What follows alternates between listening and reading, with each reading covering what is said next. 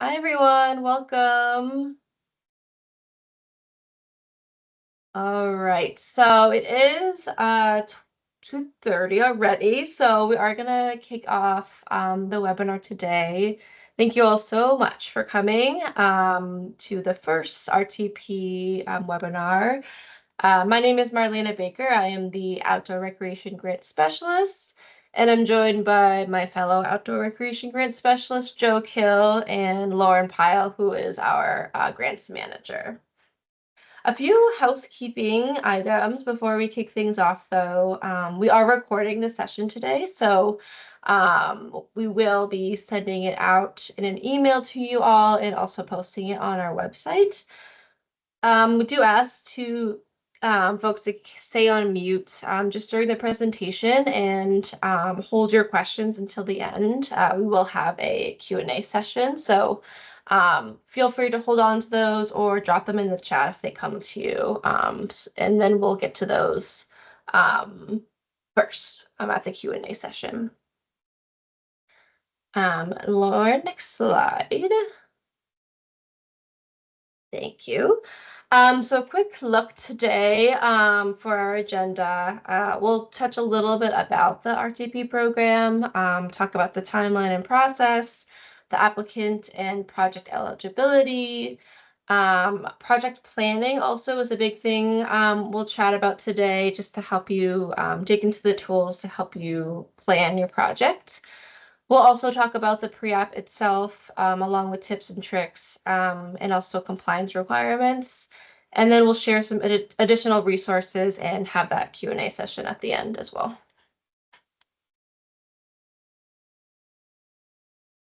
So a little info about RTP. It is a reimbursement grant program funded by the Federal Highway Administration. FBR has awarded over $9.7 million in the last 18 years through community competitive grants. So it has been a long-standing grant program for FPR. This year, we do anticipate awarding approximately $500,000, and also there is a 20% match requirement. So these are just a look at the funding goals. These goals do support the statewide recreation plan called Move Forward Together Vermont, which some of you may be familiar with. The first funding goal is to strengthen the quality, extent, and resilience of existing outdoor recreation resources.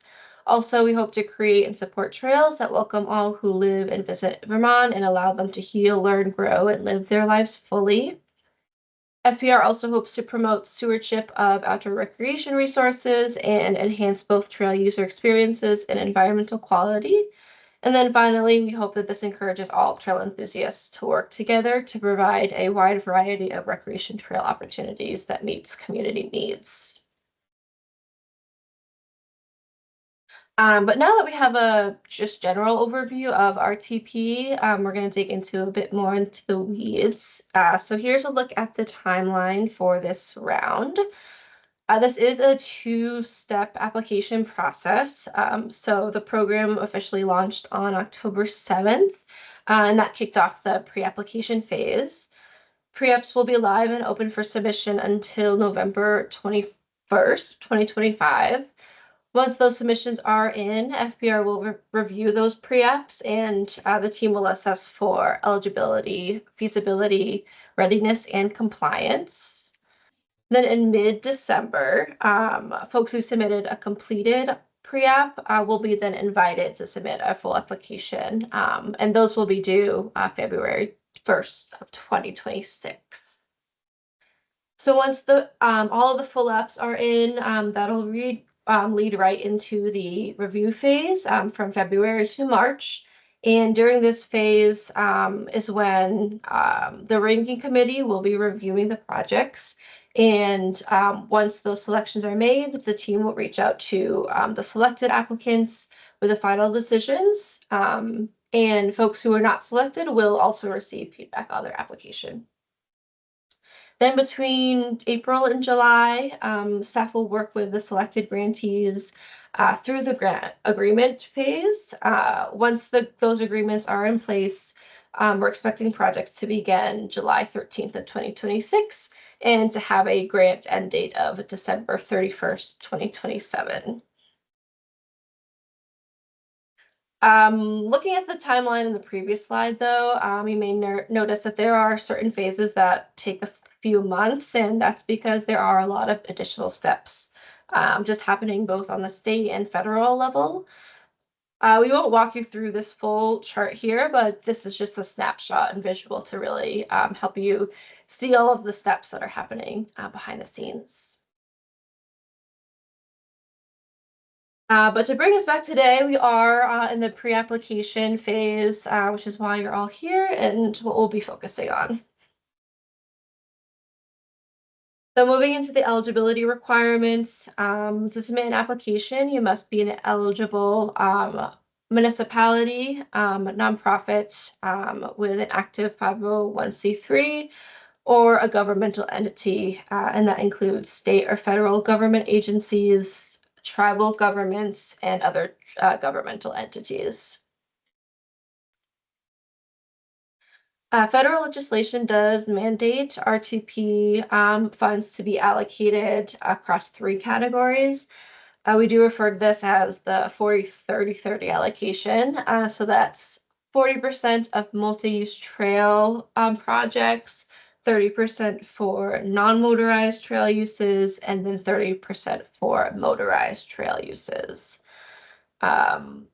Multi-use in this case is defined by a combination of two or more trail types and activities, which we'll share more on a little moment here. But one thing to note is that the maximum allowed request is $50,000 for non-motorized projects, but there is no maximum request for motorized projects. So getting into project eligibility, RTP does fund a wide range of trail projects, and that includes maintenance and restoration of existing trails.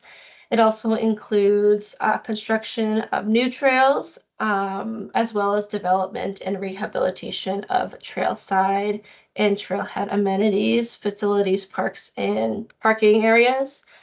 Those trail amenities do include things like signage, kiosks, composting toilets, recycling receptacles, or just other structures along the trail.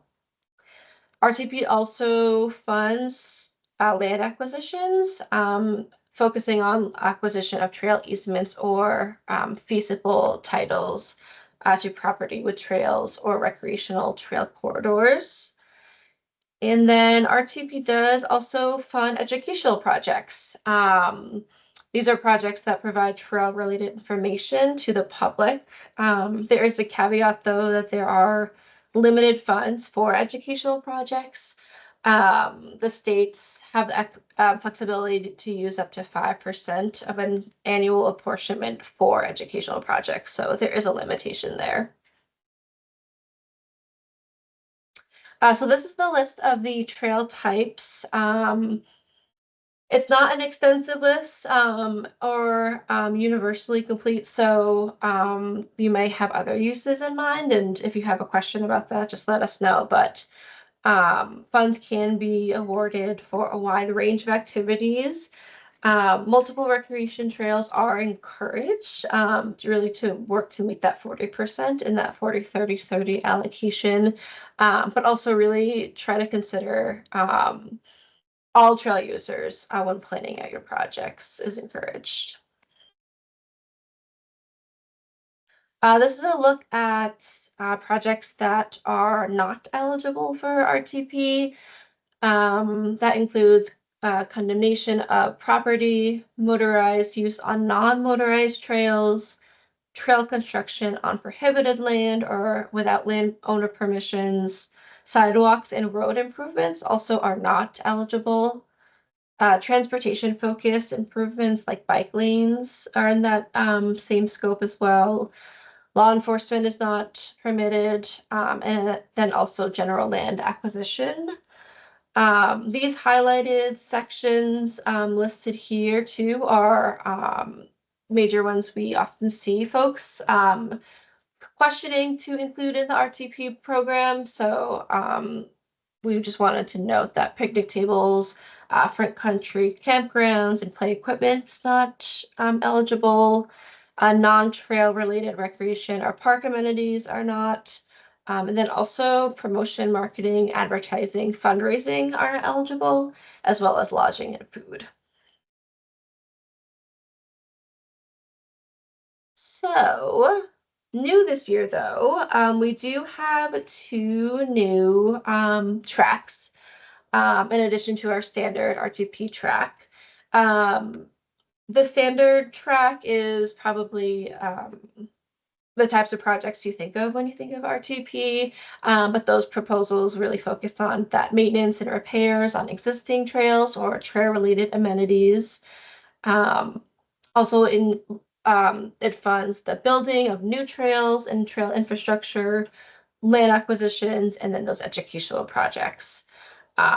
Those proposals can include final planning and permitting costs, but really should be shovel ready.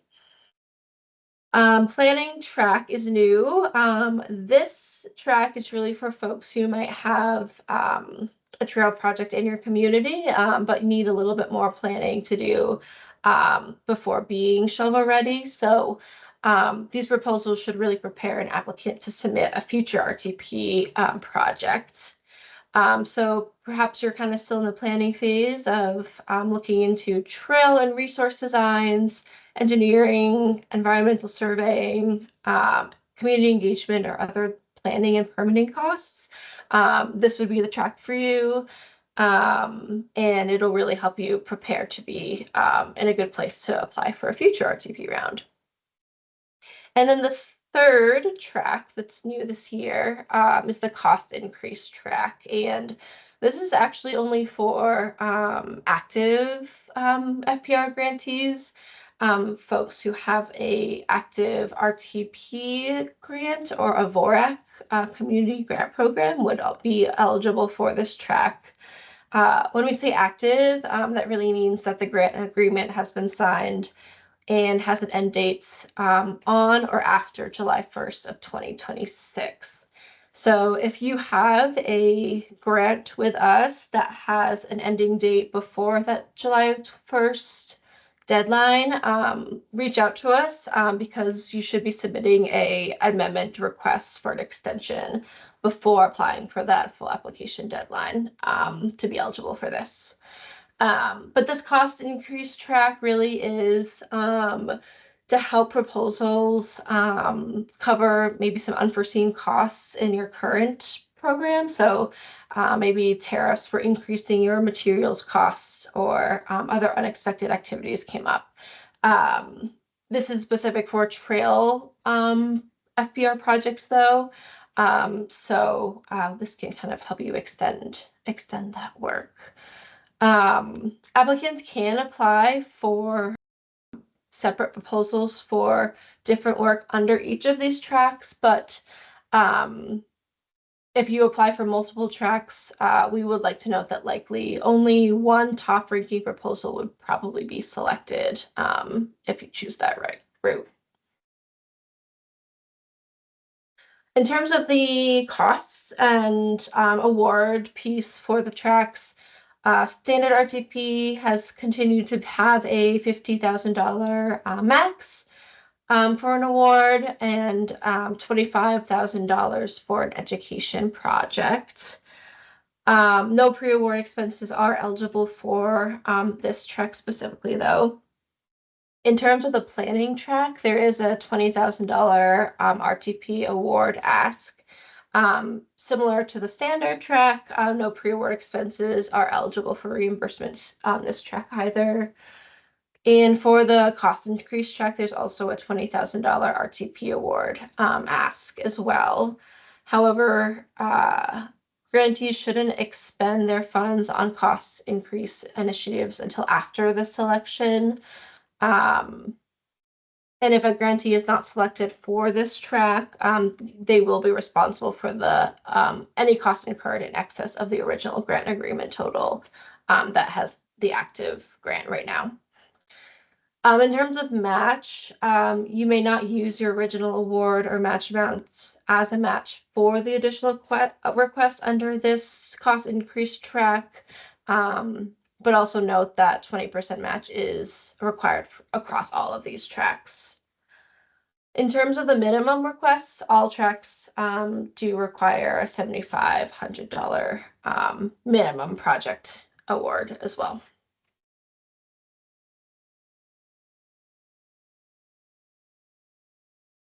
And Marlene, if I can hop in there, there is a recommended minimum on that piece of $7,500, just to clarify that. In part because we know that RTP projects are a lot of work. And so we encourage you, if your project is a $5,000 project, to look through the guidance, really consider this planning effort, and to say, like, are there other opportunities for you to grow that project to that roughly $7,500 line? But if you're at a $7,300, because that's what you can find match for, know that it won't be discounted just because it's below that threshold, but that is really our recommended, just based on past experience of previous grantees. Thanks, Lauren. Cool. Okay, moving into the project planning piece. Ready for the next sideline. Thank you. So just a few general tips and tricks about planning your project. When we say shovel ready or purchase ready, that's really saying, is this, do I have the trail designs in place? Has the site been properly surveyed for permits? Just really, is your project in a place where you can dig into the ground come that beginning date of July 13th. But if you're not at that point, that's okay. That's why we have the planning track this year. So really take a moment to assess kind of where you're at and maybe which track you want to pursue. Another piece to note here is the construction and maintenance projects should really follow the recommended trail standards. These are just resources which FPR pulled together to share some design and building tools to build out high quality trails, not only for the user experience, but also really to protect our natural resources. So we'll share a link right now. And we'll also share that out in our email too, so you have that. Let's see. So another thing we wanted to know, if you don't have any in-house expertise, we really encourage you to find partners or contractors to help you do that professional, trail design, trail building piece. If you are hoping to contract out, though, please do review the procurement guidance. Often we do see fiscal sponsors acting as supporting other projects and nonprofit municipal coalitions. So if you are looking to find a coalition or fiscal sponsor, we do recommend just reaching out to those folks sooner rather than later. And that is definitely allowed and often encouraged to make things happen around here. Another thing to note is that this grant is for 2 years, specifically for the development piece. Often we encourage folks to use that first year for the planning and permitting, and then the second year to really build out your project and implement the work. And really trying to use that 2-year buffer, I guess, to get through your project. Accessible design standards are required for new construction and amenity replacement projects, but it is not required for trail maintenance or projects that just don't include construction and maintenance. There are exceptions, though, to these accessible design standards connected to the Architectural Barriers Act. So there's this list here that includes the exceptions. If you fall under these exceptions, you will be asked to provide a written explanation in the full application just to back up why you believe you would meet that exemption. Often, since we live in Vermont, and just the more rugged terrain, that fourth exception, that is not a feasible work due to terrain or prevailing construction practices is quite common. So if you have any questions about that, please do let us know. But just to the nature of the terrain, often our projects do fall under that exemption. These are new information that's now shared in our guidance. They're really here to help you plan a little bit better. The first thing you'll notice in the guidance that's new this year is about water crossings. It'll provide some information about when you need a professional design or consultation based on what type of water crossing, what size, the use of. So definitely check that out. Thank you, Lauren, for dropping in the guidance. Another new section is a little bit more information on those education projects. So the guidance includes a list of those eligible projects. There's also new information about equipment, particularly around the long-term record keeping and requirements for purchasing equipment with RTP. And then lastly, acquisitions. There's a new information there, specifically around easements or feasible purchases and also appraisal information for the application. Awesome. And I just want to add in, if you have been familiar with RTP for years, all of these things have been eligible for years. We just haven't had clear explanations to help you plan. So we have funded projects like this in the past, and this has been a really intentional effort to build out our guidance materials so that if you didn't know and had that opportunity, this is your gateway to have those clear expectations shared out for everybody. So I encourage you to check that out in the guidance if you're considering that. Totally. Thank you, Lauren. So moving a little bit into permitting and DEC consultation. If you've worked with us before, you'll know that we definitely emphasize reaching out to your DEC consultant, getting your permits as soon as possible. And all of this is really one to protect the environment and also comply with state and federal laws, but really to help you plan and budget your project appropriately from the get-go too. The projects that we would love to see are ones that end up being strong and sustainable, then that will last. So not only are you following the law, but also you're building a really strong project and being able to connect with DEC early on and kind of navigating the permit process will help you do so and help you plan better. Permitting continued. So there are two tools for permitting reports that we ask folks to include in their application. So the first one is called the Permit Navigator tool.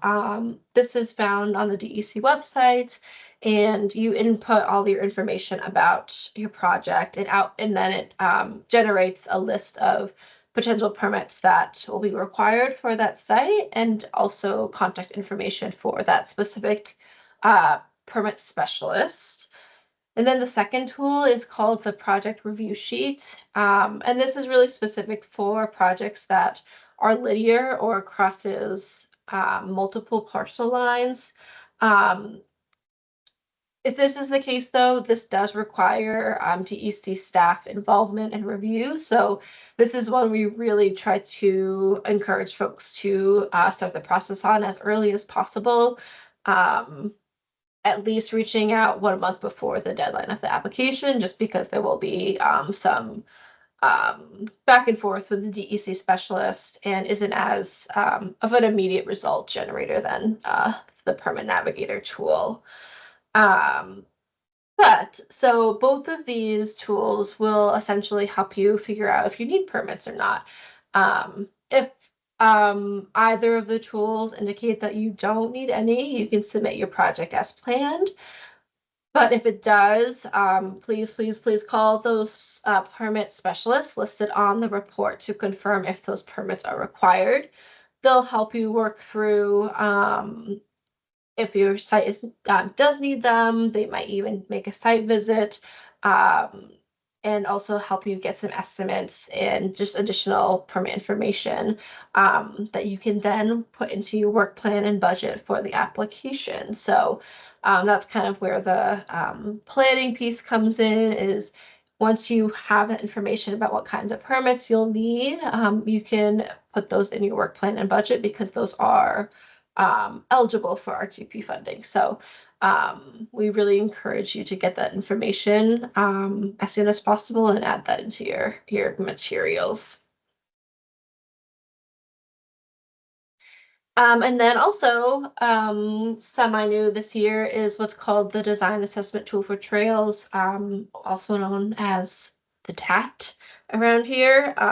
This is really just an update from last year's climate resilience risk form, so it might look very, very familiar if you applied for RTP last year. But essentially, this tool is an opportunity to really think critically about your project and how you can build it for that long-term resilience, long term. And so the purpose of this is to really to provide FPR staff and the ranking committee the information needed to assess that resilience of the project, and also help you develop more resilient projects too.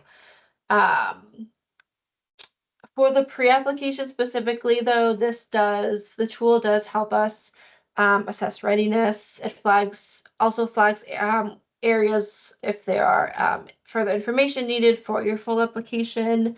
Um, After the pre-application, for those moving forward, we do provide pretty specific feedback for your full application. So if we see anything that was flagged, we'll help you set up some language and information that will be needed for that full application as well. Awesome. And if I can just hop in and add on, Marlena, one of the things we realized last year when we piloted this tool with folks is that there was an opportunity during the planning phase that can really help you as you're going through this. People were looking at it going, why does our trail cross the creek 7 times? Does it need to cross 7 times? And so we're highlighting it during this planning section so you can use this truly as a planning tool, not just as a tick the box, I submitted it for the pre-application, but let it help you think about how you plan your projects to make sure that it is what you're looking for, that you are going to get the best bang for your buck out of your project. Yeah, and I think that goes into the next slide, which is perfect too, of like this, even though if there are any, higher potential climate resilient risks flagged in this tool, though, it doesn't mean it won't be selected. It just is really a tool to help you better design and build a stewardship plan to account for the risk. So um, we'll say definitely try to answer the questions honestly, based on what you're seeing at your site. And one that'll help us give you some pretty solid feedback for the full application, but um, also to set you up well for your project building phase. Awesome. Well, So yeah, I'm going to take transition it from here. forward. Thank you. So the last section of our webinar today is all about the pre-application info. Like, what do you actually have to submit for this as part of this process? And so to submit a pre-application, as Marlena shared, those are due by the end of the day on November 21st. And it all depends on the type of project. Everybody is going to submit a pre-application form, a work plan, and a budget. And then if you were doing a construction maintenance project, you're going to submit that design assessment tool for trails, your completed permit navigator or project review sheet, whichever one is the best fit for your project, and a map. So those are the pieces if you're construction or maintenance. And if you're thinking to yourself, how do I know if I am construction or maintenance? If you are doing anything that is building, remodeling, renovating things, you are construction or maintenance. You're going to be digging holes. Yes, you are construction maintenance. You're bringing heavy equipment out there. Construction maintenance. You're going to be cutting down trees or doing plant related work. That is construction or maintenance. You're going to be installing any physical items, including signs or kiosks. We consider that construction or maintenance. And if you're doing any type of this maintenance work on land you do not own, then it is construction and maintenance. So what wouldn't be construction and maintenance? One example is if it's just grooming snow. So if you're grooming snow for cross-country skiing, for biking, for snowmobiling, that is not a construction or maintenance project. It will still require landowner permission, but we don't need the design assessment tool for trails, the map, the permit navigator piece. If you're just buying equipment, and equipment is the threshold of $10,000 or more for the state for any single piece of any single item. If you're just doing equipment, that will not qualify as construction or maintenance. If your project is exclusively education-based, so trainings, workshops, handouts, you're paying a designer to update your maps or your kiosk panels, that would be it. If you are putting in a request for non-site specific staff work, like you want to put in a request to fund your seasonal trail coordinator, your summer seasonal trail crew that's going to be doing stuff all over the place, but the grant is paying for the person or the people, that's not construction because it's just the staffing. And then any land or easement acquisitions would not be considered construction. That said, if you have a combo project, right, where you're like, well, I'm doing some of this, but some of those yes things and some of those no things. When in doubt, it is construction maintenance. If it includes any construction maintenance components, you should think of yourself and just follow the construction maintenance path within all of the guidance documents. If you end up saying, well, I'm just going to say, no, I'm not construction because I'm doing staff time, but they just need some materials, then you will not get funded for the materials if you don't provide the required documents for those materials, right? Like those things have to go together. So any construction maintenance components automatically puts you into that construction maintenance required materials bucket. And so as Marlena mentioned earlier, when we get all these pre-application materials due on the 21st, what are we looking for? So our first phase for us is to look at a few components that is a staff review. And we're looking for eligibility, like straight up, does this project meet the requirements that are there from the program? Most of these requirements are federal requirements. And so we don't want you to go through the effort of developing your full application if your project is just not a fit for RTP.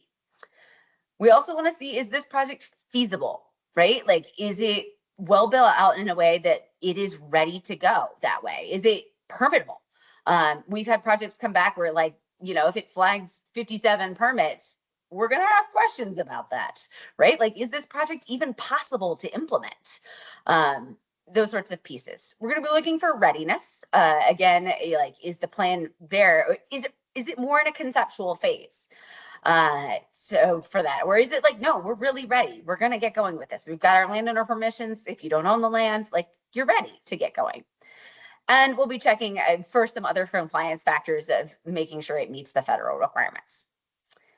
And so if you're going, well, these things are kind of sticky. Like, what does feasibility mean? So for us, when we're looking at feasibility, like we're looking for a project, you have roughly an 18-month window to do the project. And so we want to see a project that looks right for 18 months, that is achievable, that the budget matches the scope of work. If you tell us you're going to do a, 50-foot long, 12-foot wide bridge for $12,000, we're going to have questions about that, right? Like you need to make sure the budget is adequately sized for the work that you need to do. And if you do have a massive project, is there an opportunity for you? It needs more time. It's not going to be feasible within that 18-month period. Do you have the opportunity to segment it or phase it into smaller, distinct chunks that are freestanding?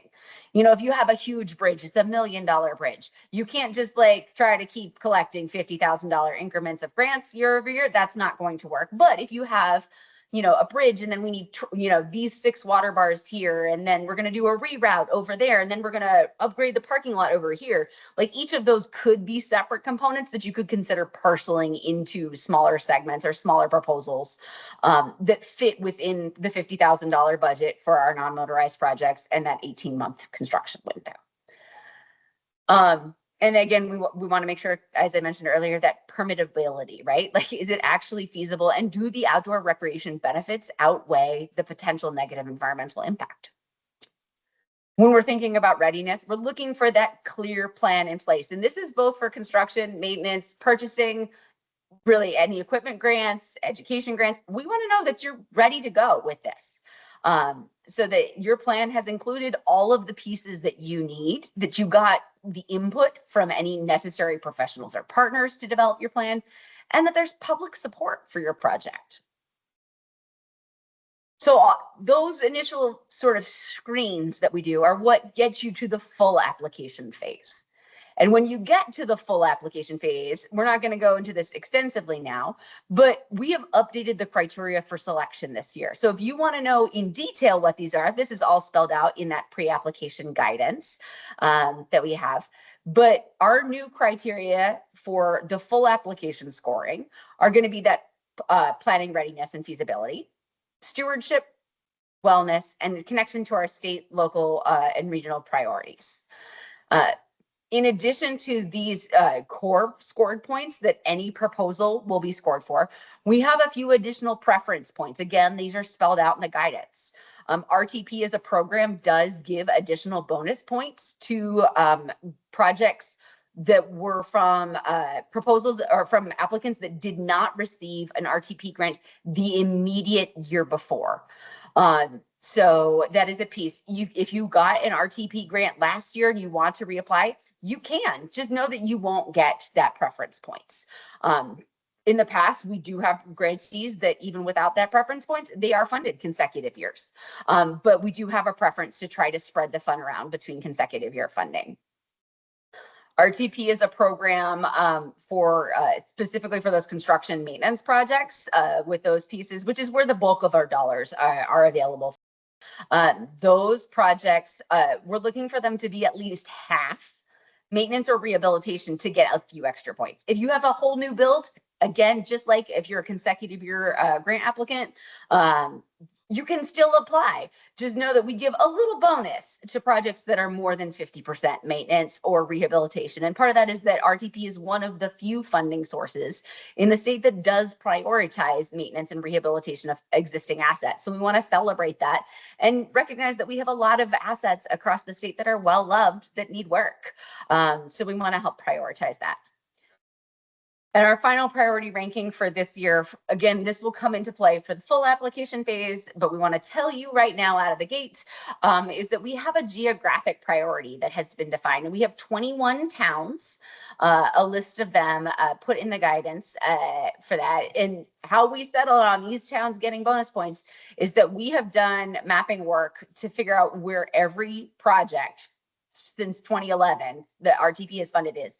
And all of these towns are more than 10 miles away, which means those communities haven't received trail funding and support from the RTP program. So it's an intentional effort from us on the part of the state. Like part of our goal is to spread this funding around the state. We want to see trail improvements everywhere. And so that's why those selected towns get some additional preference this year in that final application round. But going back to the pre-app, I'm going to kind of shift now to a few more tips and tricks, mostly related to the planning component. We'll have another webinar in about a week and a half that I'll tell you about later that is going to be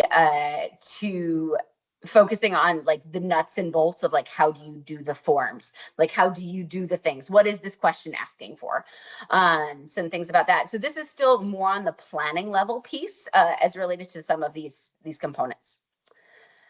And so with your budgets, as you're going forward, as you're starting to think about putting them together, we encourage you to be thorough, detailed, and accurate, and make it be your best estimate for the cost, right? Like we tell grantees all the time, you're like, if it's not in your budget, we can't pay for it.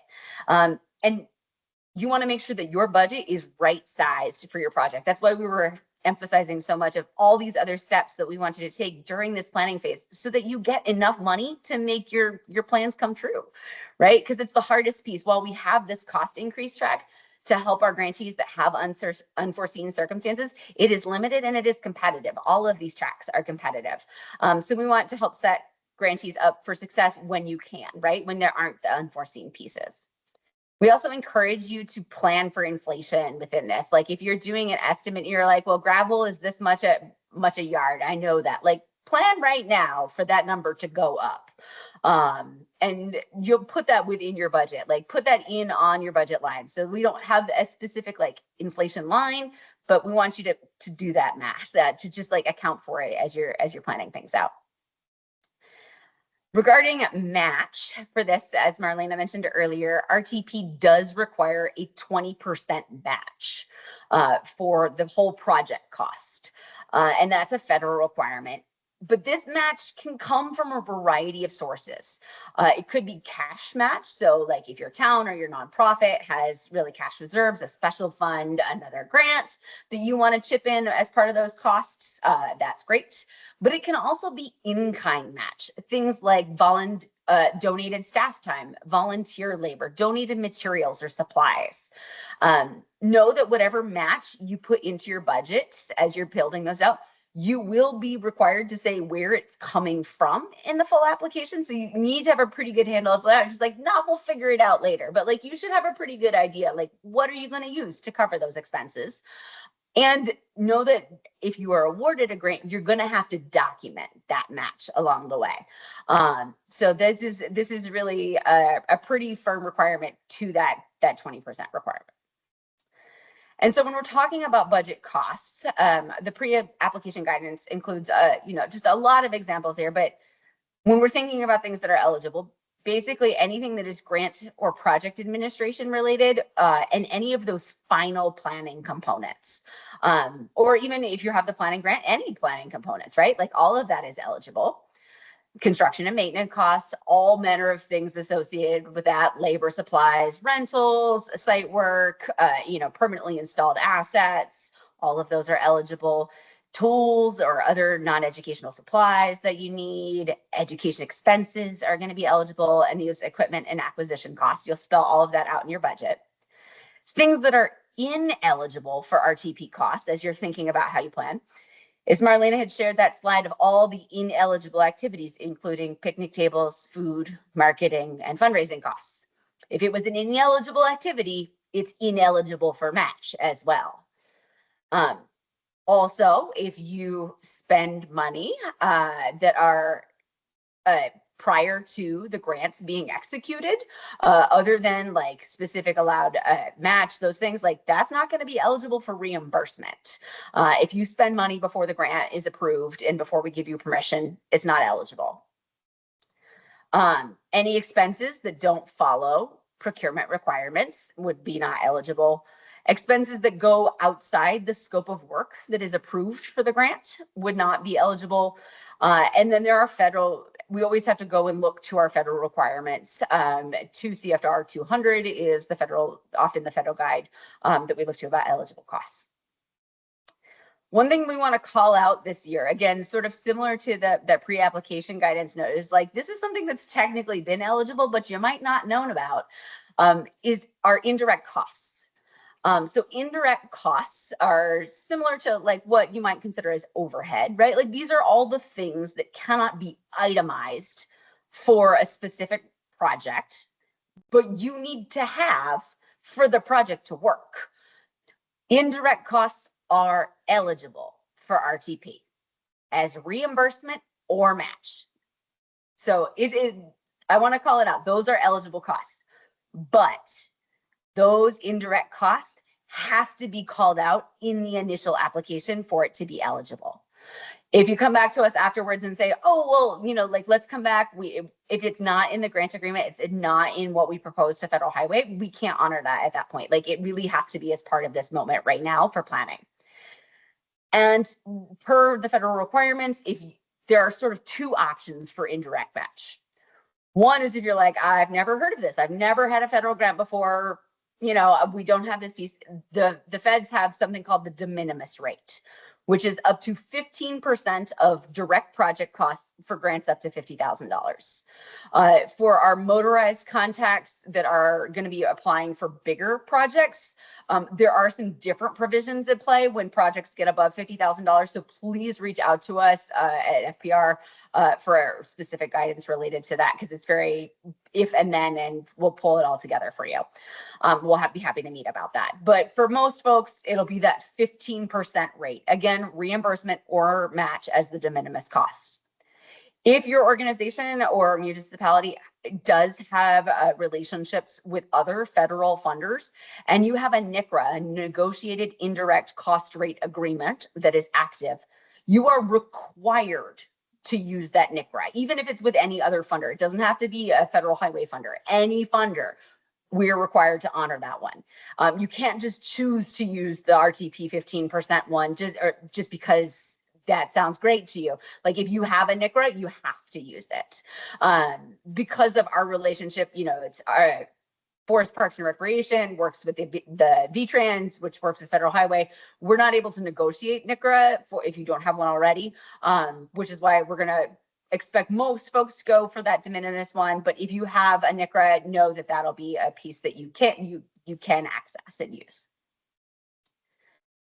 So working with contractors as part of a budgeting piece. This is always a tricky piece because we know that you all need good estimates, and contractors but you don't want to go through the bidding process quite yet, right? Like you're not ready to sign because you shouldn't sign. So I'm going to speak to this from our planning perspective, knowing that the reality is very complicated. So we recommend as the granting entity that you start reaching out to folks for estimates regarding budget planning. It's just how much does it cost in real dollars, in today's dollars? What are we looking at for this cost? Because we want to make sure that your budget is right sized for your project, or vice versa. If your project is really $100,000 project, how can you right size it for the budget that's allowed in this grant? And so a good best practice is to get several numbers and budget based on the middle to high end of the several numbers that you get. If you can't get that, right, you would have to do a site visit, a full bid, whatever your processes are. If that's not something you can do, it's okay. You don't panic at this point. You can base your budget if you have current active projects, if you have recommendations from other professional organizations. They're it's roughly this many feet for the, dollars a foot for this type of trail. If you have a reference that you can do that bases your numbers on, that's fine. It is allowed. But if you don't know roughly how much it would cost, it is a good idea to get that estimate, because we've often find grantees that didn't do that engagement step are often surprised by the price tag later on. But one of the things that is critical is that we ask you, please do not sign a contract until after a grant agreement. That's a really key step. If you sign a contract with a contractor before you've been approved, basically your whole grant becomes ineligible. So for planning purposes, if you just follow the rules, you'll be great. But please wait and do not sign a contract until after you have a signed agreement. Another challenging point we learned from grantees last year was related to something called the UEI, the Unique Entity Identifier. This is a number that is assigned to you by the federal government through sam.gov that is required for you to receive federal funds, which is what RTP is. And so know that when you get to the full application phase, that will be the moment you are required to put that number in. And you will have to put that in, as I said. The pre-application part, though, if you look at that form, just asks you your status right now, because UEIs can take a long time either to get in the first place if you've never had one before, or if you've had one and the status is lapsed, right? It didn't get renewed, or it's still at, 3 executive directors ago home address, right? You have to make those updates, and that takes time. So if you are in a position where you do not currently have an active UEI, we recommend you start now. Get that process going, because I know like the federal government shutdown is happening, but even starting online, if you can access that, to start like going, what papers do I need? What documents do I need? Do I need something notarized to start your process while that's happening? Can set you up for success once they start processing those again. The other common pinch point that we see with our RTP is landowner permission. And this is sort of the last one I'll talk to about for our planning pieces today.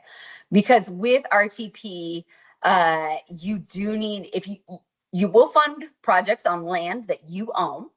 We'll also fund projects on land you don't own. You just need permission for it.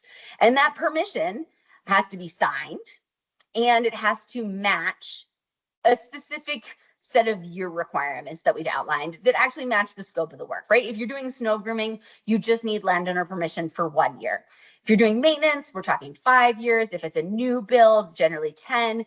If you're looking at something very significant, like say a massive engineered bridge, a whole new bathroom building, that's when we're looking for a 25-year easement.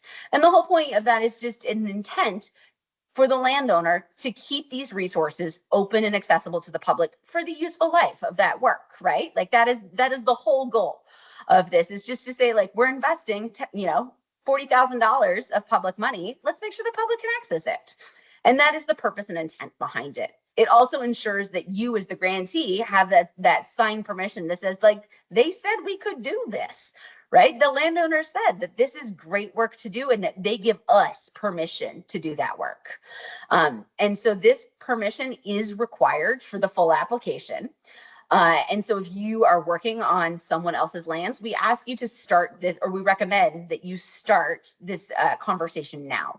There are forms available on our website to check it out. And in the pre-app, you'll be required to just like tell us where you're at right now. Like how do you need landowner permission? Do you not need landowner permission? If you're not doing any construction and maintenance, you might not need, if it's mostly an education project, you don't need landowner permission. If you're buying a trailer, you don't need landowner permission. But if you're doing work on the land somewhere, you make sure to just start this early.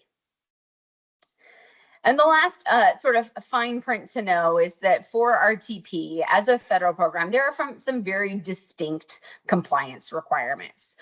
These include fiscal requirements, environmental requirements, and historical preservation requirements. And we will go into these in extensive detail in the full application guidance when we release that, probably in December. But we want to tell you about them now because you can actually go on the website and look at our sample grant agreements that help to spell out a lot of these pieces. And so we just want you to know that these exist and you will be beholden to them if you are accepted to this grant. And so with that, this is not the end. We're going to flip to our Q&A here in just a minute. But we have several more resources planned for you between now and the pre-application deadline. The next one coming up is the pre-application materials webinar. That'll be on Tuesday, October 28th. So in about a week and a half, we're going to have a whole separate webinar that just works through the form, the budget, the work plan, maps, the DAT, and that permit navigator and project review sheet. All of those documents, piece by piece. Which one do I use? What are those pieces? We'll deep dive in of how you do that. Following that webinar, we're going to have 2 more open office sessions or open office hours. And those are already scheduled. You can register for those online. That is an open, you-directed Q&A time. For us as a grant program, we get a lot of inquiries about the RTP program. We don't have the capacity to meet with everyone individually. And so to help accommodate that, we sort of have 2 strategies. One is you can always reach out to us via email. That email address on the bottom of the website there is our shared inbox, and myself, Marlena, Joe, all 3 of us answer that inbox. So it is a great place to ask questions and usually your quickest turnaround. Most of the time we can answer your questions through that. If we can't answer your questions there, we might direct you to the office hours because that'll be a great space. Those are all recorded. Anybody can come and ask questions. We want to make sure that there's that opportunity for everyone to learn from the questions that you might have. And really for us, only if there is something very unique and special to your project that we can't figure out via email, that we can't explain that way, generally at that point, that's when we'll meet with you one-to-one, but really we generally don't do that a whole lot. Just because most of the time we can resolve questions through those other strategies. And so with that, we're ready to move on to the last phase. And I know we're coming into the top of the hour. We are happy to stay past our 3:30 point there, but we are happy to answer questions that you have about this program. All right, so I see the question in the chat. So I will go ahead and start with that one. So can I speak more about motorized projects? So what is eligible in that category? So motorized recreation in Vermont is really, it's what it sounds like. It is any type of trail-based recreation that is really motor focused. So that could be ATVing, it could be snowmobiling, it could be like off-road bike, like the BMX biking with like, sorry, that's not the right word, like more the motocross style biking. Most of the time in Vermont, it is ATVing and snowmobiling are the two predominant motorized activities. And while the cap on those grants is there isn't one, right? Like it's not the $50,000 cap. With that, they do still have that same 20% requirement. And so making a non-motorized trail into a motorized one is not necessarily encouraged. That's not the goal of that funding. Part of why that motorized requirement exists is that the ultimate source of funding for RTP is actually a portion of the federal taxes on off-road diesel. So those off-road motorized users are the ones, it's a portion of their fuel taxes is what's paying for this program. So it's part of the programmatic requirements that at least a guaranteed 30% goes to those motorized trails. And so if you have a trail that's both and, right? Like it's a trailhead that functions for snowmobiles in the winter and like biking and hiking in the summer, it's mixed use that way. And it can count towards both, right? And if we can really make the case that like your trailhead improvements are going to benefit those snowmobile users, then it would not be one that qualifies for that $50,000 cap.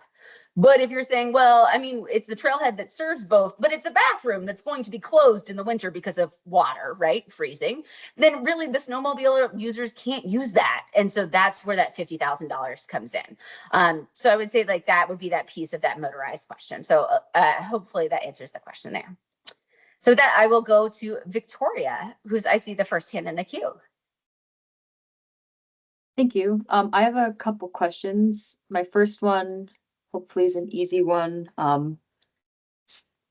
Especially since there's a planning track this year, are regional planning commissions eligible to apply? Yes. Okay. They would be that other governmental entities kind of opportunity, similar to like school districts, fire districts, things like that, that are not municipalities, but are governmental entities. Okay. That's how we approach that. And the second question is about equipment. I see that in the guidance in the presentation today that equipment purchases are eligible. Are they eligible if it is just solely for an equipment purchase? We had a question come in from an emergency management director about doing like trail rescues, especially in the winter time. So they were looking for funding to purchase equipment to help with that. Ooh, that would be maybe. If I can go on that one for a maybe, because it would depend on what the equipment is and how we would be able to justify that as connected to the RTP. Like, is that like the RTP requirements? Like, is that for really, because those safety pieces often fall in that education bucket of side of things, because they're not really about the trail maintenance or trail improvements, Okay. but they are needed for trails. And so it would probably depend on the equipment itself. So if you have questions about like specific items of like it would be eligible, if you could share with us like a list of that via email, we'll be happy to like run through that list and just to say yes, yes, no, no, to go from there. But just to give an example of a freestanding equipment grant, like to that part of your question, yes, that is eligible. If you look at the records for RTP funding, which we're happy to share, maybe Marlena can pull that link actually for our RTP impacts. Last year, there was a trailer grant that we funded where like the whole grant was buying a trailer. And it's a trailer that's being used for trail construction and maintenance going on for a trails-based organization. But like that was the whole grant, was buying a trailer. Okay. So maybe for that opportunity. That sounds good. We'll follow up. Okay, sounds good. All right, I think David was the next one with a hand up, and then I know there's a few in the chat after that. But thanks to you two for a very helpful session. I appreciate it. Have a quick question. You've almost answered it a couple times, but what's a multi-use trail? Anything that has 2 or more types of trail-based recreation. So that could be walking and biking, it could be walking and snowshoeing, it could be ATVing and mountain biking, anything that has 2 or more. And for us, like the motor, like the non, like if you're like, am I non-motorized or non-motorized multi-use, you don't have to worry about distilling that out for us. Like, just know that you're in the $50,000 cap, whether you're one or the other. We track most of them. In Vermont, it's actually very, very rare that we fund only one type of non-motorized activity, mostly because of seasons, right? Like many trails will be open for walking in the summer and then like snowshoeing in the winter. It's 2 different activities by default. So that is what we're defining, like for the federal requirements for that is like when we talk about the 40, 30, 30, that diverse use is any 2 or more types. But like if you're looking like, is it a multi-purpose path? That's a very often very specific language that you'll see sometimes throughout, which would be things like greenways and massive like rail trails are often the type there. Like it is a trail that is designed to accommodate many different types of users all together on the same trail. Like the LVRT would be a multi-use path that way, right? Like it is intended that there are going to be people walking and biking and nature walking and like all the things all the time. And so there's a little bit of that, but did that answer your question, David? Yes, thanks. Okay. Well, with that, I'll pop back to the chat. And going back to, it looks like the first one is from Joyce at the top about skateboarding trails. So we have asked this question a lot. So skateboarding elements, like a skate park, if they are part of a trail network, right, they are queued into a bigger trail network, could be considered for RTP. But if they are a freestanding, independent, does not connect to other trails resource, like it's in the middle of the park and it doesn't really connect to trails, it is not eligible for RTP. That's actually a much better grant for the Land and Water Conservation Fund, which will be launching the next round next fall. The same is true for like pump tracks for bikes, right? Like if it is a pump track that is connected to a broader trail network, it can be considered a trail side amenity. But if it is a pump track all by its lonesome in the middle of the park, then it which wouldn't be all by its lonesome, I know. But if it is an isolated asset that way, then it is not eligible for RTP. Diana, is it about skate parks or can I do a few more chat ones? Okay, just making sure that wasn't an immediate follow-up on the skate park question. So I'll do 2 more in the chat and then come to you. So the work plan column. So thank you, somebody. We have somebody, Shelly's already looking ahead to the work plan template.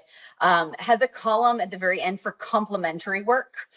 We'll get into this a lot more in the next webinar of like, what does that mean? But we get RTP proposals, right? Where we shared with you the eligibility, we shared with you the timeline pieces, but you're like, but I want the ranking committee to know how this project is part of the bigger picture, right? Like I want them to know that.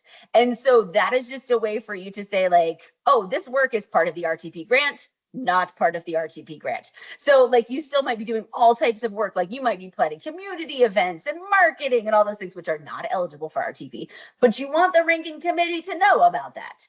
That would be the complementary work column to call that out in a specific way. So like, we know that you know it's not eligible. Everybody knows this, or that like maybe you have another grant, you have another funding source, and you're like, I just want you to know it's happening, right? That this is phase 2 of our 3-year plan. So that'll be what that space is there for. And I'll do one more here about bridge with safety issues. With equipment related to the bridge qualify for funding. If the bridge itself is a trail or interfaces with a trail, yes, it would. Like those would be trail side amenities in that way, the same way that signs or other, like there are other elements. So if you have lights or other pieces that were going to be a part of your bridge, so long as your bridge is the trail or like the trail crosses the bridge, those could be considered eligible. So with that, Diana, I'll go to you next before scrolling down in the chat a little bit more. Thanks. I just had a question about the fiscal sponsor slash municipal, or what was the other term? Municipal coalition. Uh-huh. Or basically how the applicant could best proceed if they're not a municipality, not a government entity, or not whatever that third, the governmental thing.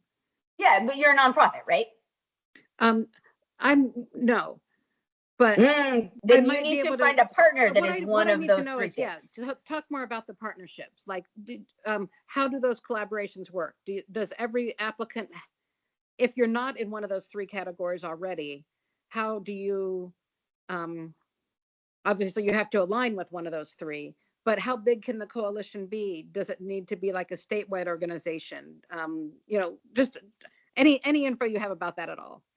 Yeah, I'm going to quote the federal RTP coordinator, whose favorite phrase is, "It depends." So that is Christopher's favorite phrase to use, is "it depends." And so if you are not a governmental entity, a municipality, or a nonprofit 501c3, those are the only entities we are allowed to give grants to for this program. So they have to be the primary recipient of the grant. And so like that is where for you a fiscal sponsorship relationship might be relevant. Like we don't put parameters on like, other than like they have to be willing to perform that role, because as the grantee, we're going to get into this more in the next one a bit more, but like they're reimbursement grants. Like you have to front the costs and then get reimbursed for that, in which case the grantee is the one who has to front the costs and get reimbursed for that. And that is the relationship.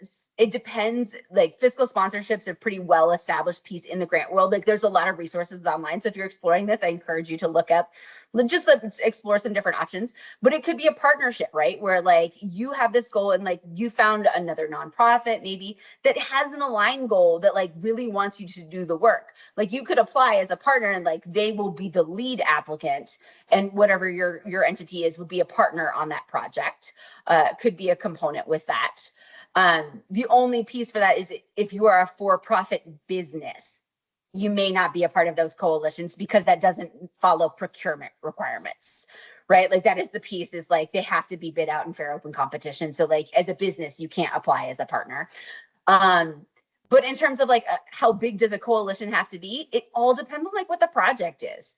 Like there were several grants, like if you look through last year's specific set of grants, like you will see VIMBA, the Vermont Mountain Bike Association, having several awards. And that's because actually it was like they had multiple chapters. Like the chapter was the one applying for the award. They're doing the work, but the grant just happens to go through VIMBA. Like that's just an organizational structure piece that they have. So that is a relationship there. We've had other grants that we funded in the past that like there's one main partner and like they can choose to work with other people throughout, but like those people weren't required. But then there are obligate partnerships, like, no, we have to work together to get this done. And it just has to be right sized for your project. Does that answer your question, Diana? Okay. All right. Well, I'm going to spin back to the chat here. Could we fund a removable bridge? About for a trail in the flood zone. Could we fund a removable bridge for a trail in the flood zone? I think that is a solid maybe as a piece. I think that like this is where those opportunities to submit a pre-application come in, because like there's a lot that could go on with that we would have questions about, that we would see in your pre-application materials. And I strongly encourage you to submit a pre-application. If we have any questions at that point, that's where we'll be doing a big check. But conceptually, I think that one sounds like one you should move forward. You could move forward with is a removable bridge element, just like we fund other removable elements as well. As I mentioned, like a trailer all by itself, it goes all over the state for that particular group. So just because it's not necessarily a fixed asset, it could be one thing, but that is a very site specific one. So long as like all the permits work out in that land, because if DEC says this is a horrible idea to put in a removable bridge, like please don't do it. We're going to side with DEC on that one. So specifically for that removable bridge one, I encourage you to start having permit conversations very early on, or they'll say, yes, you could get a movable bridge, but this is what you'd have to do otherwise. I just encourage you to do those conversations early on. So, because that could be an option for you, for sure. Going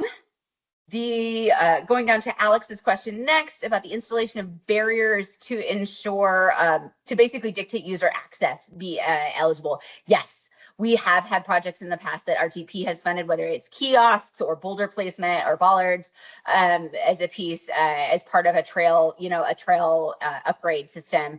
That has been a piece that has been funded in the past. Can I speak to going down in the past from Fox Fields about accessory elements, specifically pavilions, and what pavilions are yeses and what pavilions are nos? Because there are both. This is like another Christopher, it depends moment. So if it is a pavilion that's function is to support the trail-based recreation, right? It's the pavilion at the trailhead that's covering your kiosk. It's the gathering space at the beginning. It's one along, it's a pavilion along the trail. That is a yes. If it is a pavilion in a park or that is separated and the primary function of that is not trail-based recreation, it's a no for RTP, but it would be a yes for LWCF again a year from now. So pavilions are just like, it's about that purpose. Like, what is the goal of having a pavilion, and who benefits from that? So it looks like one more question in the chat here. Would building a walking trail around a park be something that is included and eligible? Yes, if it is a full trail. If you're saying, yes, this is the walking trail around the whole edge of the park, whether it's an accessible trail or just a non-accessible trail that is within your park boundaries, if you can say, yes, it is a trail, then yes, it is eligible. If it is the connector path between the tennis courts and the parking lot, I don't think we can make the case that that is a trail, right? Like, that is a lovely walking path. It does connect things. It's valuable. It's just not a trail. So if we don't have necessarily like a length requirement, like, oh, it has to be at least a quarter mile, like we don't have parameters like that. That's one of the reasons we're going to ask you to submit a map as part of your pre-application so that we can review that. But so yes, like RTP as a program has funded a variety of trails within parks that are freestanding. So like, there'll be a loop trail or an accessible trail or things like that. And those would be eligible. Well, with that, it looks like we're coming to the lull of questions here. Our grants team has been joking that like our new tagline should be when in doubt, reach out. So for us, like, this is a question. We hope to see you all at the next webinar in a week and a half that focuses on those materials in particular. We'll get into all the columns, all the cells. What does that mean for those pieces? But if you have questions about the planning phase of the project or anything else before that, please don't hesitate to reach out to us via email, and know that we'll follow up after this with resources and the recording. So thank you all so much for being here. Oh, go ahead, Diana. You mentioned one grant opportunity earlier that was adjacent to yours. I wonder if there's a source or a clearinghouse for all of these different A&R grant opportunities. Cool. For all of A&R, I can't speak. We do have a page that has our 3 grant opportunities that I think we can do, because our team manages multiple grant programs. Yeah. So the Land and Water Conservation Fund is the other one that we do. Unfortunately, I am not aware of a single clearinghouse for the state at that point to be able to filter in a different way. But I know it has been discussed. I just am not aware of it existing yet. But there are, as Shelley mentioned, there are other really great resources out there. The Vermont Trails and Greenways Council that is another one that has specifically trail-based grants. They have a bit of a repository there. But so with that, we'll go ahead and sign off. Thank you all so much for being here, and we'll look forward to talking with you more.